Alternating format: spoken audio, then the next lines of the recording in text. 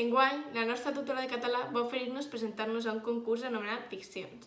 El podies presentar o bé individualment, o en parelles, o com a màxim en grups de 3.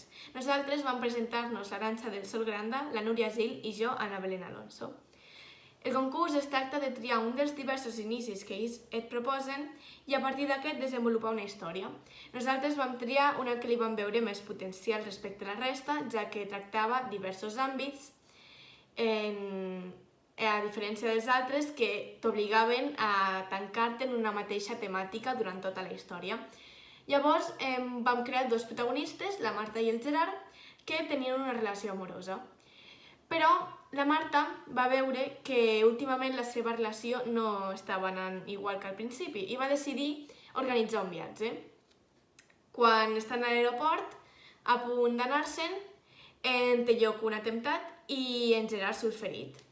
La Marta, durant el temps que en Gerard és a l'hospital recuperant-se, es comença a culpabilitzar molt sobre aquest incident i acaba caient en una depressió, comença a dormir poc, a menjar poc, fins que desemboca en anorèxia. I des d'aquell moment fins al final de la història es tracta de la lluita de la Marta amb ajuda del Gerard i de la seva mare contra aquesta malaltia tan greu que avui dia trobem en gran part de la població.